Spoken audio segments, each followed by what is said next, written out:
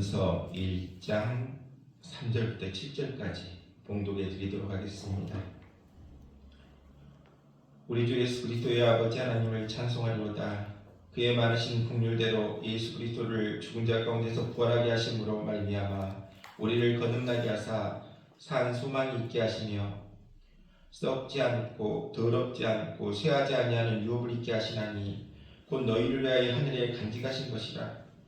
너희는 말세에 나타내기로 예비하신 구원을 얻기 위하여 믿음으로 말미암아 하나님의 능력으로 보호하심을 받았느니라. 그러므로 너희가 이제 여러 가지 시험으로 말미암아 잠깐 근심하게 되지 않을 수 없으나 오히려 크게 기뻐하는도다.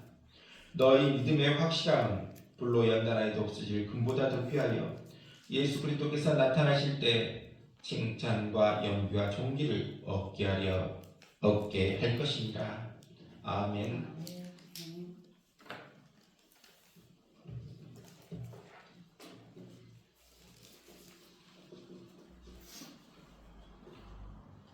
이제 부활절이 지났습니다.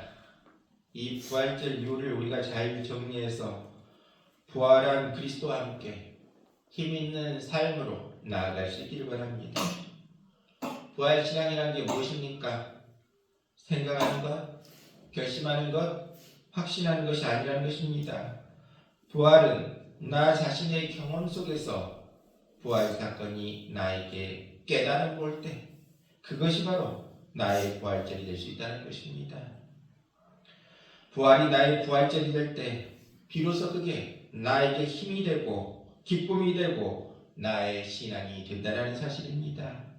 나의 부활절이 없는 신앙은 남을 따라가는 그러한 신앙과 같은 것이지만 나의 부활절이 있는 사람은 기쁨으로 생명으로 피어오르는 신앙이 될 수 있다는 것입니다. 그렇습니다. 오늘 부활을 나의 것으로 경험하고 깨닫는 귀한 시간 될 수 있기를 바랍니다. 서기 67년 7월 어느 여름날이었습니다. 로마의 중심가에 커다란 화재가 발생하게 됩니다. 우리가 잘 아는 대로 유명한 네로 황제가 저지른 방화였습니다. 그는 불타는 로마 도시를 바라보면서 광증으로 춤을 추고 시를 지어 노래를 불렀습니다. 그러자 이에 분노한 로마 군중들이 항의가 시작되고 그에게는 희생양이 필요했다는 것입니다. 그래서 줄줄이 그리스도인들을 로마의 원형 경기장으로 끌고 가기 시작합니다. 더러는 십자가 형틀에서 참수를 당하기도 하고 더러는 동물들의 밥으로 그들의 몸이 갈기갈기 찢겨 죽음을 당하기도 했습니다.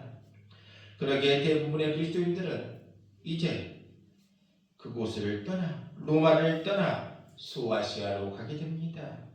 소아시아의 바위골 속의 피신에서 그들은 새로운 삶을 도모하기 시작합니다. 깊은 물속으로 피신해 있던 이들은 다시는 세상을 보지 못할 거라 생각했다는 것입니다. 바로 이때 흩어진 그리스도인들 가운데 지도자였던 예수님의 수제자 베드로가 그들에게 편지 한 장을 보내게 됩니다. 그것이 바로 베드로전서라는 것입니다.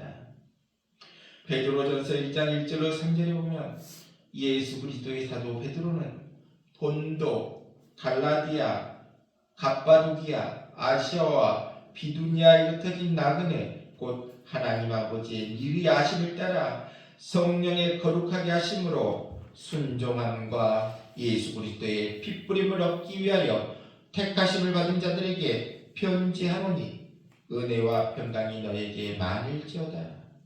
우리 주 예수 그리스도의 아버지 하나님을 찬송하리로다. 그의 많으신 긍휼대로 예수 그리스도를 죽은 자 가운데 부활하게 하심으로 말미암아 우리를 거듭나게 하사 산 소망이 있게 하시고 이와 같이 말하고 있습니다. 산 소망이 뭡니까? 바로 희망을 이야기하고 있다는 것입니다. 사도 베드로는 모든 것들을 포기하고 흩어져간 당시 그리스도인들에게 아직도 희망을 갖고 살아야 된다. 희망을 가지고 살아야 될 이유가 있다. 이야기하고 있다는 것입니다. 베드로는 당시 그리스도인들에게 편지를 썼던 것처럼 오늘 살고 있는 우리에게도 아직도 희망을 갖고 살아야 될 충분한 이유가 있다. 그 사실을 본문에서 선포해 주고 있습니다. 베드로전서 1장 3절에 우리 주 예수 그리스도의 아버지 하나님을 찬송하리로다. 그의 많으신 긍휼대로 예수 그리스도를 죽은 자 가운데서 부활하게 하심으로 말미암아 우리를 거듭나게 하사 산 소망이 있게 하시며. 그렇습니다. 하나님이 우리를 어떻게 여기셨다고 했습니까? 긍휼히 여기셨다. 그리고 예수 그리스도가 죽은 자 가운데서 부활하심으로 말미암아 우리를 거듭나게 하셨다. 그리고 다시 사신 주님이 우리를 다시 태어나게 하셨다. 그리고 거듭난 사람들 안에서 부활하신 주님이 성령으로 임재하시사 우리 안에 살아있는 희망을 주셨다 말씀해 주고 있습니다. 이 희망이 있기에 우리가 새롭게 나아갈 수 있다고 말하고 있습니다. 새로운 인생관으로, 새로운 세계관으로, 새로운 소망을 가지고 다시 살게 하신 분이 부활하신 주님이시라는 것입니다. 그 부활하신 주님이 우리 삶 속에 찾아오신다 말씀해 주고 있습니다. 우리가 그 사실을 믿는다면, 부활하신 주님이 우리 삶 속에 확실히 오신다라는 믿음이 있다면 우리는 어떠한 환경에서도 무력한 자리에 있을 수 없다는 것입니다. 왜 그렇습니까? 부활하신 그리스도의 능력으로 말미암아 우리를 거듭나게 하사 무엇을 주셨다고 했습니까? 산 소망을 우리에게 허락해 주셨다 말씀해 주고 있습니다. 그렇습니다. 우리에게 산 소망을 허락해 주셨다. 그렇습니다. 우리는 바로 주님이 다시 사심을 믿습니다. 그분이 나와 함께 하심을 믿습니다. 그래서 부활하신 능력으로 말미암아 우리는 새롭게 되어 산 소망을 가지고 힘있게 나아갈 수 있는 우리 모두 되시길 바랍니다. 유명한 신학자 에빌 브루너는 이와 같은 이야기를 하게 됩니다. 허파의 산소가 필요하듯 삶의 의미에는 소망이 필요하다. 이와 같이 이야기하고 있습니다. 그렇습니다. 우리가 숨을 쉬지 않으면 살 수 없는 것처럼 소망이 있어야 우리가 살아갈 수 있다 말씀해 주고 있습니다. 소망을 갖고 소망을 안고 나아가는 우리 모두 될 수 있기를 바랍니다. 예수님의 두 제자가 엠마오를 향해 가고 있었습니다. 이들은 예수님께서 십자가에 죽으시자 실망해서 고향인 엠마오로 돌아가는 길이었습니다. 이 사람들은 어떤 사람들이었습니까? 예수님께 소망을 걸었던 사람들이었습니다. 당시 이스라엘 상황은 어땠습니까? 정치적으로는 로마의 식민지였고, 경제적으로 어렵고, 사회적으로는 무질서, 그리고 종교적인 타락이 넘쳐나는 사회, 혼란스럽고 절망스러운 사회였다는 것입니다. 그럼에도 불구하고 이스라엘 백성들이 험난한 역사 가운데서도 희망을 잃지 않고 살았던 이유가 뭡니까? 메시아 대망 사상이라는 것입니다. 메시아가 오실 것이다. 메시아가 우리에게 오실 것이다. 그러한 희망으로 살아갔다는 것입니다.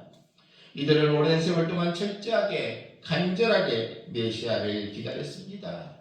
마침내 메시아가 오셨습니다. 행하시는 일이, 말씀하시는 말씀이, 그의 능력과 이적이 이분이 바로 메시아다. 이와 같이 확신을 했다는 것입니다. 누가복음 24장 21절에 우리는 이 사람이 이스라엘을 속량할 자라고 바라노라 이와 같이 말하면서 속량할 자의 길을 소망했다고 했습니다. 아, 이분이 메시아다. 메시아가 오셨다.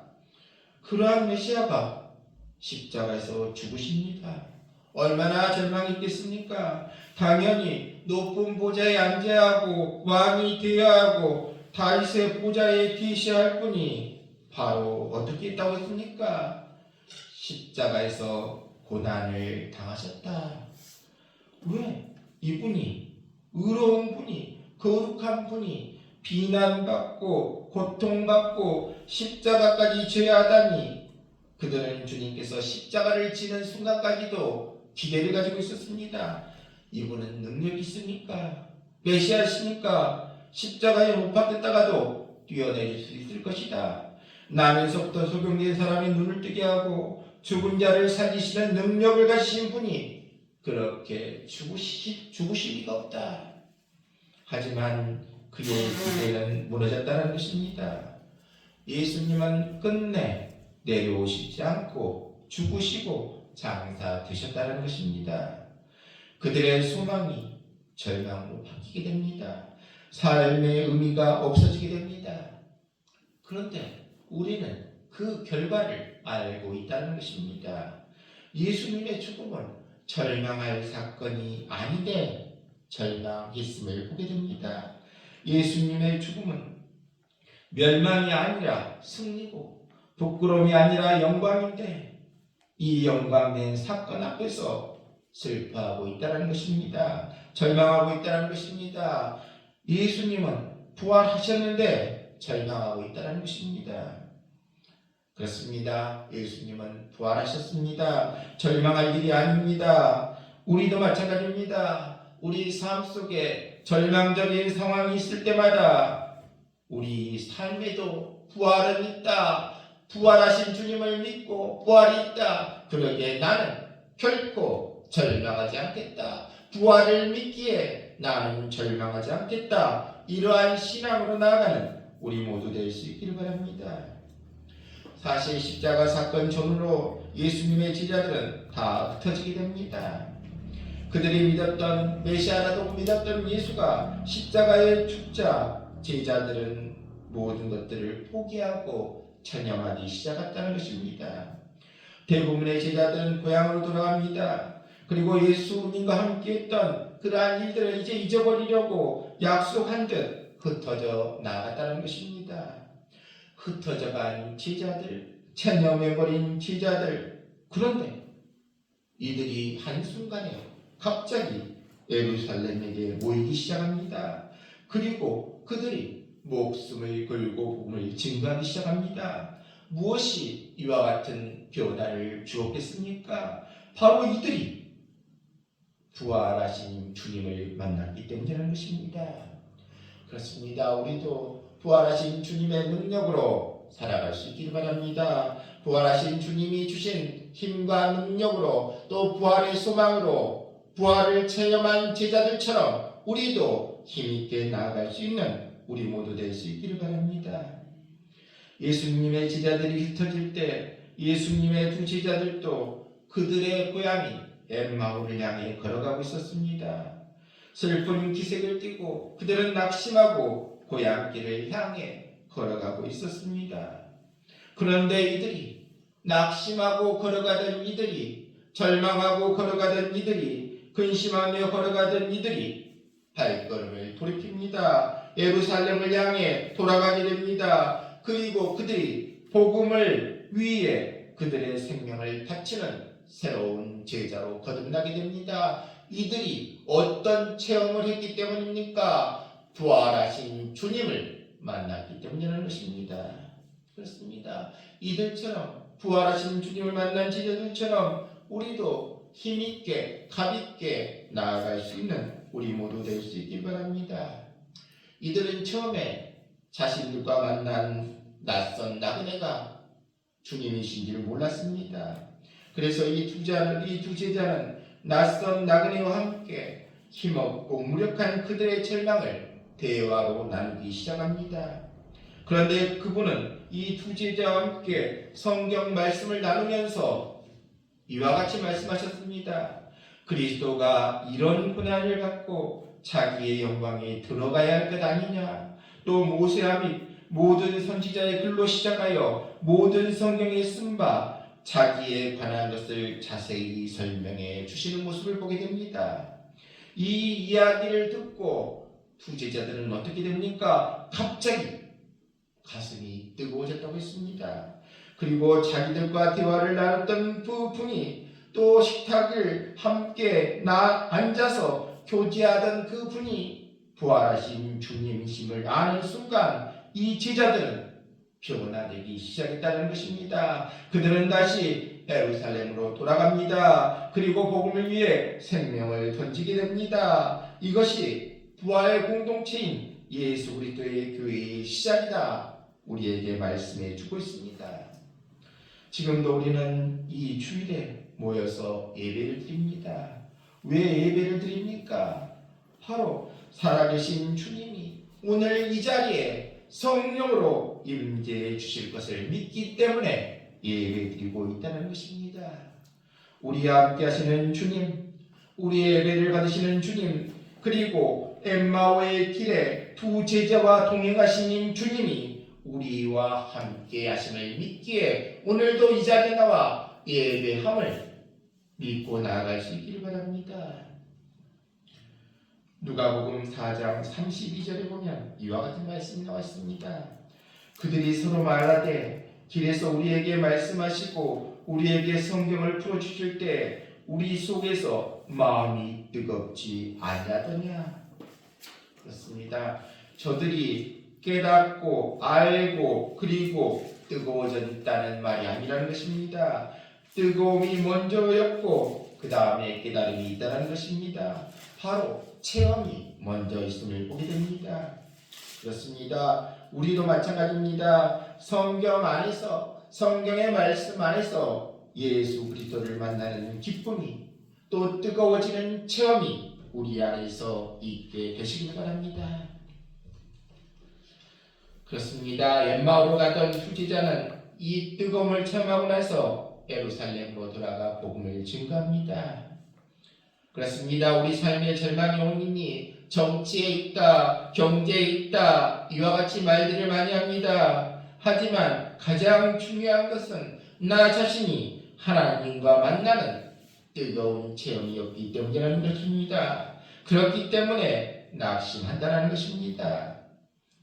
마음이 뜨거워진 사람만이 이 세상을 밝은 눈으로 볼 수 있음을 우리가 깨닫고 뜨거워진 마음으로 세상을 향해 힘있게 나아갈 수 있는 우리 모두 될 수 있기를 바랍니다. 엠마오로 가는 두 제자처럼 부활하신 주님을 체험한 제자들의 모습, 또 다른 모습을 우리가 보도록 하겠습니다. 부활한 주님은 디베랴 바닷가를 찾아오십니다. 이제 제자들의 몸과 마음은 지쳐 있었다는 것입니다. 3년 만에 다시 돌아와 그물을 내렸지만 밤새 고기는 한 마리도 잡지 못했습니다. 이제 디베랴 바닷가에서 그물을 내리다 제자들은 지쳤습니다. 지쳐있는 그들 곁으로 한 사람이 찾아오십니다. 아침 햇살의 긴 그림자를 모래 위에 그리며 그리고 멀리서 이 시리에 빠진 제자들에게 주님이 나타나셨다는 것입니다. 그리고 예수님께서 제자들에게 먼저 말을 이었습니다. 어이, 뭘 많이 좀 잡았는가? 누군가가 대답합니다. 저희가 밤새 그물을 내렸지만 한 마리도 잡지 못했습니다. 어떻게 보면 누구가 밤새도록 한 마리도 잡지 못했다. 그러한 말은 자신의 무능함을 이야기하고 있다는 것입니다. 부활 이후 제자들의 모습은 어땠습니까? 그전에는 기고만장했던 그들이 마음을 다 비우고 자신의 실수, 자신의 무능을 깨닫기 시작했다는 것입니다. 그러자 철저히 자신을 비우는 삶을 살게 되었음을 보게 됩니다. 바로 자신을 비우고 빈 마음으로 있을 때 빈 마음 가운데 우리 예수님은 찾아오셨고 이들을 만날 수 있음을 보게 됩니다. 오늘 우리도 빈 마음으로 나아갈 수 있기를 바랍니다. 내가 이것은 꼭 가져야 된다. 내가 이건 꼭 이루어야 된다. 이러한 나의 생각, 나의 고집, 이 시간 십자가에 못 박아 버릴 수 있기를 바랍니다. 그리고 빈 마음으로 나는 부족합니다. 연약합니다. 주님이 도와주셔야 합니다. 주님이 함께해 주셔야 합니다. 이와 같은 믿음으로 빈 마음으로 돌아갈 때 우리 주님은 우리를 찾아오시겠다 약속해 주고 있습니다. 디베랴 바닷가의 제자들에게 찾아오신 주님께서 오늘 시간 빈 마음을 갖고 있는 우리 모두에게 찾아오심을 믿고 나아갈 수 있기를 바랍니다. 이제 새벽이 되어 빈 그물을 싣고 돌아오는 어부들을 예수님이 부르십니다. 얘들아, 너에게 고기가 있느냐? 그들은 예수님인지 알지 못하고 한 마디도 없습니다. 예수님은 그들에게 뭐라고 말씀하십니까? 그물을 배 오른편에 던져라. 그러자 예수님의 말씀대로 그물을 오른편에 던졌더니 어떤 일이 벌어집니까? 그물이 찢어질 정도로 큰 고기가 153마리가 있었다고 말하고 있습니다. 그 시간에는 도저히 어부들의 상식으로는 고기가 잡히지 않는 시간인데 예수님의 말씀처럼 오른편에 던지라는 말씀에 순종했더니 어떤 일이 벌어집니까? 그물이 찢어질 정도로 고기가 잡혔더라 말씀해 주고 있습니다. 그렇습니다. 우리 삶도 마찬가지입니다. 때로는 내 인생이 왜 이럴까? 왜 힘들까? 정말 실패한 것 같이 느끼고 있지만 축복은 가장 가까이 있음을 보게 됩니다. 바로 예수님의 말씀에 순종했더니 예수님의 말씀대로 그물을 오른편에 던졌더니 내 생각으로는 도저히 이 시간에 고기가 잡히지 않는 시간인데도 불구하고 예수님의 말씀에 순종했더니 이와 같이 넘치도록 잡았더라. 그렇습니다. 예수님의 말씀에 순종하면 내 삶의 환경이 갑자기 변화되고 갑자기 바뀌고 큰 역사가 임하게 된다. 예수님의 말씀에 순종하면 귀한 역사가 일어난다. 이러한 사실을 믿고 나아가는 우리 모두 될 수 있기를 바랍니다. 이제 부활을 체험한 제자들, 부활을 경험한 제자들은 예전의 제자들의 모습과는 완전히 다른 모습으로 변화됨을 보게 됩니다. 사도행전 3장을 보면 베드로와 요한이 성전 이문 앞에 앉아있는 안진병이에게 주님의 본능을 가지고 이와 같이 외쳤습니다. 은과 금은 내게 없거니와 내게 있는 것으로 내게 주노니 곧 나사렛 그리스도 예수의 이름으로 일어나 걸어라. 일어나 걸어라 명령했다는 것입니다. 우리도 마찬가지입니다. 예수님의 부활을 확실히 믿는 우리도 이와 같은 외침이 있게 되시길 바랍니다. 예수 그리스도의 이름으로 명하노니 내 삶에 있는 어려움, 답답함, 막혀있는 문제 해결될지어다. 여러가지 경제적인 문제 해결될지어다. 질병의 문제 해결될지어다. 나을지어다. 그리고 우리 가정에도 평안이 넘칠지어다 외치며 나아갈 수 있길 바랍니다. 그렇습니다. 그리스도의 이름으로 외치는 사람에게 넘치도록 은혜 부어주시겠다 약속해 주고 있습니다. 우리 주님은 은혜를 부어주실 때 그냥 부어주시는 것이 아니라 어떻게 주시겠다? 넘치도록 부어주시겠다 약속해 주고 있습니다.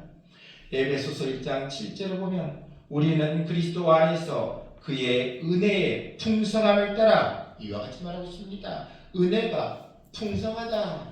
그리고 에베소 3장 20절에 우리가 구하거나 생각하는 모든 것에 더 넘치도록 능히 하실 이에게 이와 같이 말하고 있습니다. 그렇습니다. 주님의 은혜가 얼마나 큰지를 우리에게 알려주고 있습니다. 바로 우리 주님은 우리가 상상하고 생각했던 것 이상으로 더욱 크게 넘치도록 부어주시는 분이 우리 주님이시라는 것입니다. 다윗은 시편 23편에 고백하고 있습니다. 내 잔이 넘치나이다. 내 잔이 넘치나이다. 감사의 고백을 드리는 모습을 보게 됩니다. 요한복음 2장에 나오는 가냐의 혼인잔치에 기사가 나와 있습니다. 거기 보면 예수님이 물로 포도주를 만든 그러한 사건이 나와 있습니다. 예수님께서 물로 포도주를 만들었을 때 몇 병 만들고 끝나는 것이 아니라 어떻게 해주셨습니까? 마당에 있는 도랑아리 6개가 차고도 넘치도록 채워주심을 보게 됩니다. 요한복음 6장에 나오는 오병이어의 기적도 마찬가지라는 것입니다. 오병이어의 기적도 조금 주고 마시는 것이 아니라 어떻게 합니까? 배불리 먹고도 12강줄이가 남는 역사가 일어나도록 만들어 주셨다는 것입니다. 그렇습니다. 예수 그리스도를 믿고 십자가를 믿고 부활하신 주님을 믿고 그 가운데 있는 사람들은 어디를 가든지 승리할 수 있다. 어디를 가든지 내 잔이 넘치나이다 고백하며 나아갈 수 있음을 우리에게 말씀해 주고 있습니다. 그렇습니다. 부활을 체험하고 경험한 사람들, 부활을 믿고 나아가는 사람들은 어떻게 주시겠다고 했습니까?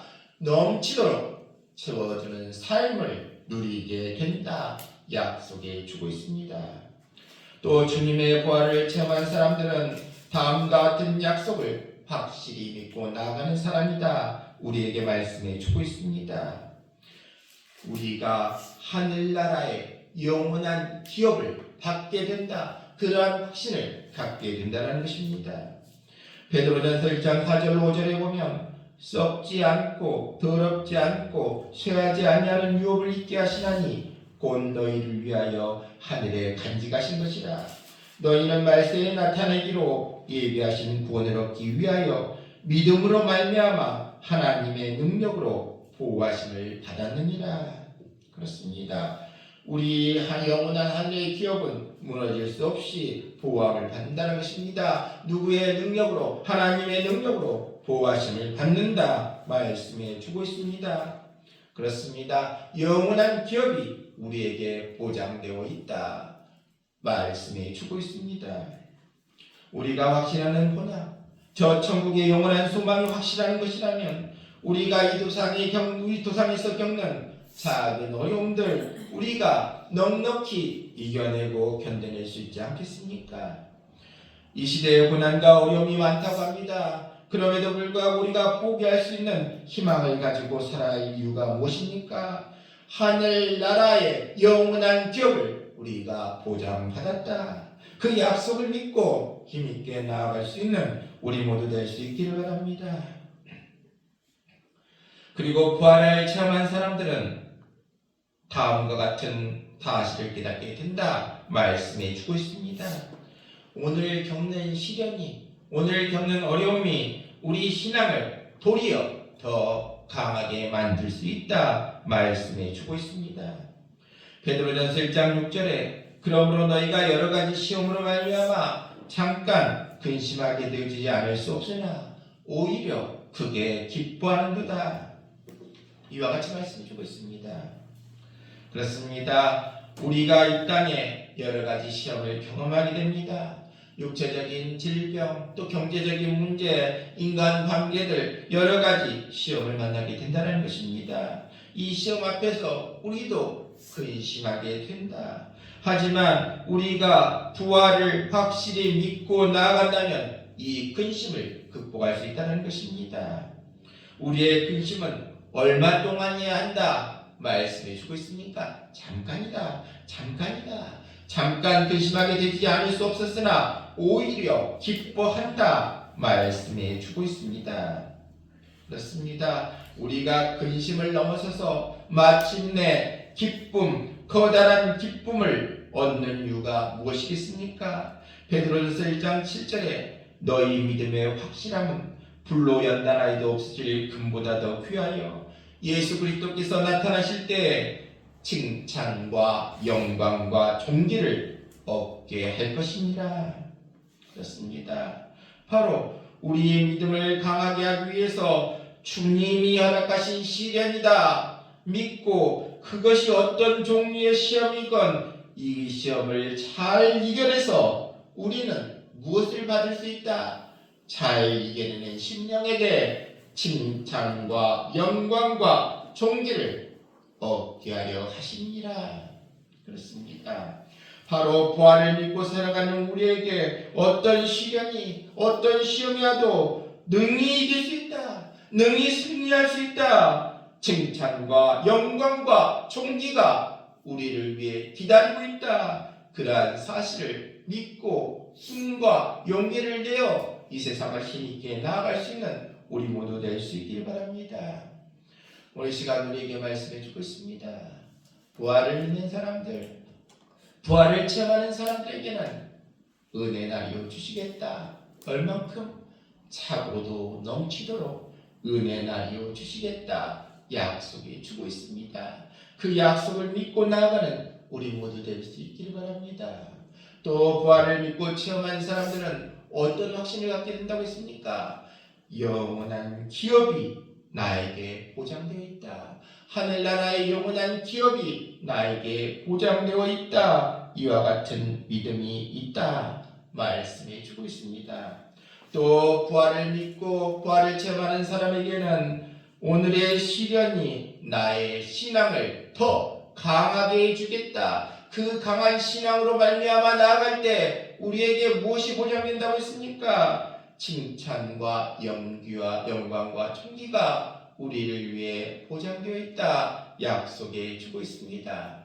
오늘 이 시간 우리 모두 부활을 믿고 부활을 체험하고 나아가는 귀한 우리 모두 되게 하여 주시옵소서. 그래서 우리 모두가 부활을 믿고 신앙하고 믿고 체험하고 나아가 우리의 삶이 더 큰 은혜가 풍성하고 또 기쁨과 감사가 넘치고 그래서 우리 모두가 칭찬과 존귀와 영광을 받을 수 있는 귀한 우리 모두 다 될 수 있기를 주님의 이름으로 축원합니다.